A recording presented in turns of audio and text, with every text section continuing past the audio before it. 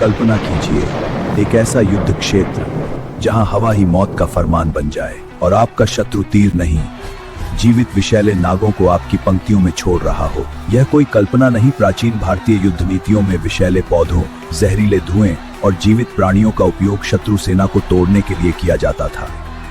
आइए जानें कैसे वैदिक और प्राचीन भारतीय रणनीतिकार बिना तलवार उठाए पूरी सेनाओं को पराजित कर देते थे।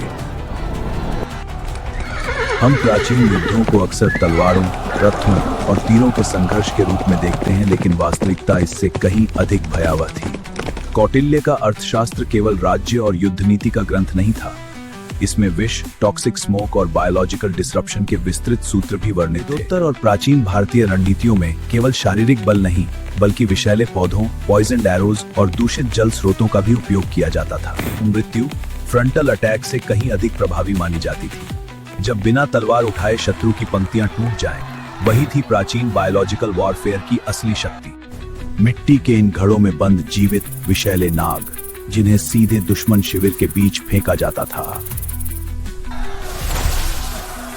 यह केवल शारीरिक हमला नहीं था, यह भय को हथियार बना देने वाली मनोवैज्ञानिक युद्ध नीति। जीवित बारूदी सुरंगों को संभालने के लिए विशेष प्रशिक्षित हैंडलर्स होते थे, जिनका काम था इंपैक्ट के बाद अधिकतम घातकता सुनिश्चित करना। कहा जाता है कि कुछ प्राचीन युद्धों में तलवारों से पहले हवा को हथियार बनाया जाता था।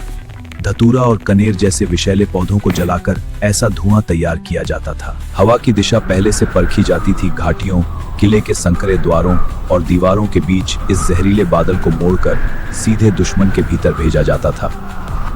भूगोल भी इस हमले का हिस्सा था। पहाड़ियों और संकरे रास्तों का इस्तेमाल करके धुएं को सीधे किले के अंदर कैद कर दिया जाता था। लेकिन जब जहर हवा से भी आगे बढ़ा, तब युद्ध भूमि से निकलकर यह राजमहलों के भीतर पहुंचा, जहां शुरू हुआ उच्च स्तरीय गुप्त हत्याओं का दौर। किंवदंतियों में वर्णन मिलता है एक ऐसी स्त्री का जिसे जन्म से ही विष के सूक्ष्म अंशों के बीच पाला जाता था, ताकि उसका अपना शरीर ही एक जीवित हथियार बन जाए। लेकिन ये केवल विष की कथा नहीं थी। इन्हें शिष्टाचार, नृत्य, भाषा और गुप्त सूचना जुटाने की कला में प्रशिक्षित किया जाता था। कई बार युद्ध सेना से नहीं, जानकारी से जीते जाते थे। महल के भीतर से जुटाई गई एक सूचना पूरे राज्य की नींव हिला सकती थी।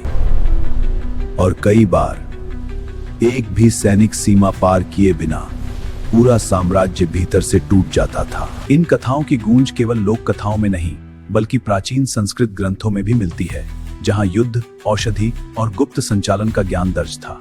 जब इन प्राचीन युद्ध रणनीतियों की तुलना आधुनिक जैव रासायनिक प्रोटोकॉल से की जाती है, तो यह स्पष्ट होता है कि प्रारंभिक भारतीय औषधि विज्ञान अपने समय से कहीं आगे था। कुछ विधियां इसलिए भुला दी गईं क्योंकि उनका खुला उपयोग सभ्यता को भीतर से समाप्त कर सकता था।